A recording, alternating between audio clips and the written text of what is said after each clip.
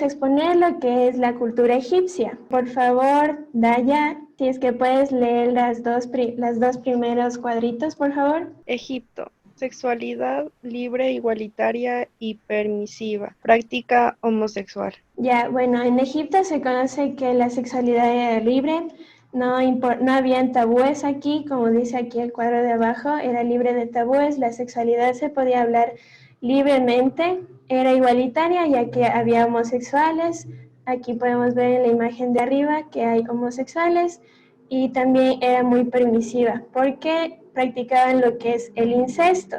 El incesto se practicaba más por el hecho de que las personas querían guardar su linaje, los faraones y todos ellos se casaban con sus familiares para poder tener el poder en todo ello.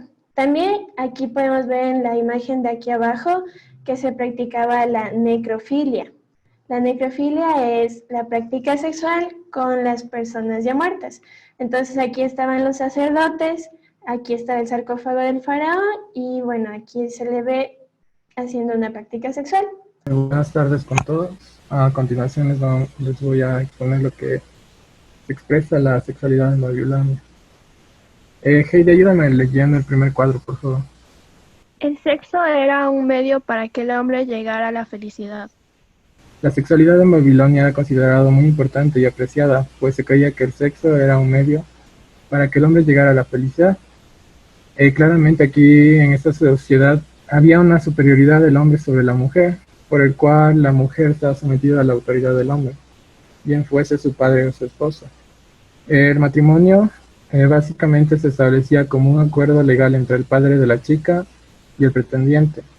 Aquí los enlaces eran acordados cuando aún los contrayentes eran niños, el adulterio, en lo que consistía en que una mujer casada mantuviese relaciones con otro hombre diferente de su esposo. Aquí desencadenaba en repercusiones tanto para ella y su amante. El cónyuge tenía el derecho de amarrarlos y tirarlos al río para que se ahogasen. Aquí, por otro lado, el hombre, cuando mantenía relaciones con otras mujeres, no era considerado adulterio y tampoco era castigado. La prostitución estaba vinculada con la religión. La prostitución en Babilonia siempre se ha relacionado con la religión. Estaba vinculada con la diosa del amor, la fertilidad y la sexualidad llamada Ishtar. Aquí al lado podemos ver una imagen. Las prostitutas se consideraban como una mujer que no era fértil, pues eran caracterizadas como mujeres inútiles para la sociedad. Los babilónicos no tenían conocimiento actual respecto a la relación causa-efecto entre las relaciones sexuales y ciertas enfermedades, pero sin embargo realizaron ciertas observaciones relacionadas con las afecciones con la sexualidad, en donde establecían algunos trastornos de, por ejemplo, testículos y pene con infracción de un tabú sexual. Creían que si sus testículos están inflamados o si su pene se encontraba cubierto de ulceraciones, el individuo ha mantenido relaciones sexuales con la gran sacerdotisa. En cuanto a Grecia, tenemos que la educación sexual era abierta y exaltaba el erotismo, como lo podemos ver en sus diferentes pinturas e incluso esculturas. También se aceptaban mucho los hechos sexuales como la infidelidad, las orgías o incluso la homosexualidad. La virginidad para los griegos era un tesoro, lo cual si se perdía, pues era como la representación de la muerte de la mujer poco a poco. Siguiente se daban los cultos en honor a la diosa Artemisa, que era la diosa de la virginidad.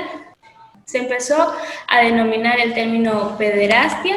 Por primera vez se acopló este término. Para esta cultura era totalmente normal el hecho de que existieran relaciones amorosas de parte de, especialmente de un hombre adulto con un hombre joven adolescente, lo cual se daba tanto en aspectos físicos, pero sobre todo en aspectos educativos. Se aceptaba mucho la homosexualidad, como ya dije, sobre todo en hombres y mujeres. En cuanto a las mujeres, esto no está tan representado históricamente, pero sí hubo una poetisa llamada Safos de Levos, de ahí viene el término lesbiana. quien se encargó de realizar varios escritos en esta época, sobre todo poemas, para describir lo que en esa época se vivía, que era el amor entre mujeres. También se resaltaba mucho lo que es la belleza, tanto masculina como femenina, y servía esto como sinónimo de adoración, por esto vemos tantas pinturas y tantas esculturas de él. Adoraban lo que era el dios Baco, que era el dios del vino. Por ende, celebraban lo que eran las fiestas de los bacanales. Prácticamente los griegos tenían prácticas de todo tipo, existían las orgías, el consumo de alcohol era excesivo y podrían realizar cualquier acto sexual que deseasen. Lo que es la prostitución como tal, para los griegos la prostitución era una profesión económicamente rentable, lo consideraban como una actividad totalmente cotidiana, por ende habían incluso categorías. Existían lo que eran las prostitutas sagradas, que eran las prostitutas que se encontraban en los templos, que servían de culto y todo este tipo de cuestiones. Lo que son las prostitutas independientes, básicamente las que se encontraban en las calles. Por consiguiente, debido a que vivían de esto, tendrían que cuidarse mucho del embarazo, puesto que al estar embarazadas durante este tiempo no les permitía tener ingresos económicos y por ende no podrían tener cómo alimentarse. Y finalmente existían lo que eran las héteras, eran las prostitutas de más alto rango. Estas no eran solamente prostitutas, sino que también eran mujeres extremadamente inteligentes y por ende manejaban otro tipo de conocimientos como la música, también conocían mucho de cultura y de historia, e incluso podían ser maestras. Aquí existió mucho la prostitución masculina, especialmente de hombres jóvenes, durante la época clásica, griega propiamente, los cuales eran denominados gigolos. Muy buenas tardes con todos. Antes de comenzar, quisiera que Valeria, por favor, me dieras una idea que tengas acerca de la cultura romana. Se sabe que Roma ha tenido influencias desde el Imperio griego, como ya lo hablaron antes, y también de Oriente, especialmente Egipto y Mesopotamia. Entonces, Roma lo que hace es ser una mezcla de culturas y adoptarlas. Y claro, transformarlas para hacer una cultura propia, como conocemos a la cultura romana, y que hasta ahora se lo conoce por su gran literatura, los templos también que hasta ahora siguen en pie, y mucho, de hecho el latín también nosotros estamos hablando parte del idioma que se deriva de ellos. De igual manera, toma algunos conceptos de la cultura, de la sexualidad en la cultura greca. Toma un aspecto central dentro de la cultura romana, es la masculinidad, puesto que esta es el símbolo del poder y estatus. Como podemos observar, el hombre opaca a la mujer en esta cultura, siendo que las libertades que posee el hombre son mucho mayores a las de la mujer. Por ejemplo, las relaciones sexuales extramaritales, la homosexualidad y la prostitución eran aceptadas, siempre y cuando el hombre sea el que tome el control. De manera casi antagónica, los judíos reprimen la sexualidad, ya que los romanos consideraban la sexualidad un aspecto positivo de la vida erótica. Como mencionaba, los judíos cosificaban a la mujer, es decir, que simplemente le reducían a las cuestiones sexuales para mantener la descendencia, el linaje. La poligamia era permitida solo en los hombres, significaba una mayor masculinidad, de modo que la sexualidad en la cultura judía se reducía simplemente a una cuestión de mantener el linaje de los hombres, ya que se consideraba que la sexualidad era un instinto animal y alejaba de Dios. Continuamos con lo que es la cultura islámica. A partir de esto podemos decir que la sexualidad es parte de nuestra identidad sexual como seres humanos. Tomando en cuenta esta idea, en la cultura islámica hay una represión muy fuerte hacia la mujer y cómo se ve evidenciada en las prácticas injustas como es la utilización de grandes velos que son llevadas a obligar. En esta sociedad se buscaba el conocimiento y desarrollo de las funciones sexuales y cómo lo expresaron con el famoso libro del Kama Sutra, que es un libro sagrado para ellos. Buscaban llegar a una experiencia sexual mística. Su práctica muy conocida después del matrimonio es la infibulación. ¿En qué consistía? En la extirpación del clítoris de labios mayores y menores se procedía a coser y solo se dejaba al descubierto lo que son los orificios para mantener relaciones sexuales y para que desechen sus necesidades. La cultura japonesa. A partir del 800 a 1985, la homosexualidad en la cultura japonesa no era parte de su ley. En 1985 se crea una ley de libertad sexual donde el individuo puede ejercer su sexualidad libremente. Para los japoneses, el amor entre adulto y joven era de mejor naturaleza humana. Aquí también se conocen las geishas, como usualmente se las conoce como las prostitutas. Aún se existe en la actualidad. Una forma de expresarse era la práctica del Eikyushu o temática sexual, conocida en japonés como shunga. Son imágenes de primavera. Estos contenidos eran de tipo silográficos y eran muy variados, donde las imágenes eran pinturas de cortesanas en barrios de placeres y era una forma de ver su sexualidad.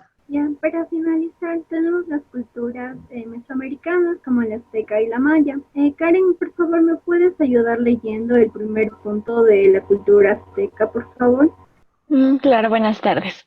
Poligamia, especialmente nobles.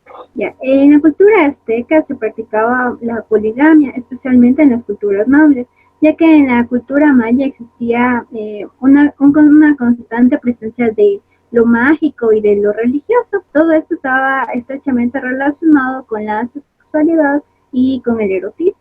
También las esposas secundarias y sus hijos no eran estigmatizados.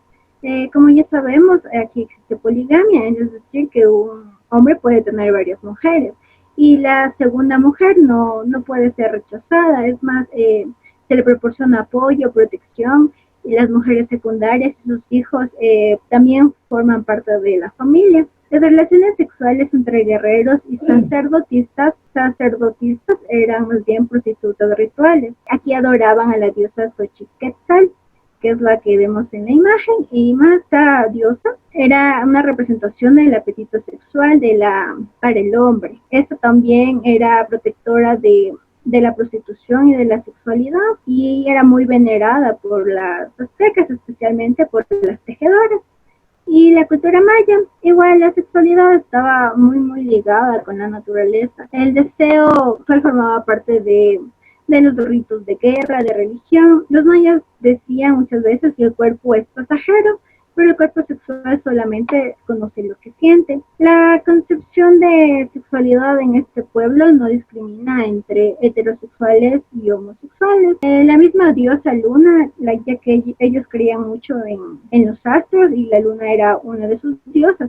Esta luna era una fuente de creación y era bisexual. También la virginidad posee una alta estimación. También lo llegaron a considerar al himen como una joya preciosa. A partir de la niñez se le colocaba a las niñas un cordón con una concha atada debajo de la cintura como símbolo de virginidad. Tolerantes también a la homosexualidad, preferiblemente consideraban a la homosexualidad antes que el sexo prematrimonial, y la mujer estéril podía ser repudiada, ya que la mujer era considerada como el origen de las personas, y el matrimonio como primer objeto era mantener y reproducir la especie, y posteriormente se producen cambios y el matrimonio se volvió una estrategia para llevar a cabo alianzas políticas o uniones entre grupos de linaje de esa sociedad, de la clase alta preferiblemente. Les agradecemos su atención en esto que fue la presentación de la historia de la sexualidad. Si es que alguno de ustedes quiere participar diciendo qué le llamó la atención, si es que quiere hablar acerca de una pregunta. Buenas tardes con todos. Me pareció bastante interesante la exposición y de hecho hacer un análisis de historia sobre la sexualidad me parece bastante interesante hoy en día en esta sociedad que tiene bastantes tabús, ¿no? Entonces siempre es bueno dar un vistazo atrás para no cegarse por las normas o por las creencias actuales, sino uno mismo creer o pensar en lo que le nazca, ¿no? Y no limitarse tanto por el qué dirán o la sociedad en el que está desarrollándose. Listo. Gracias por ayudarnos a cada uno de nosotros. Esperamos que esto les haya servido de algún conocimiento, de alguna ayuda y esperamos que pasen una buena noche.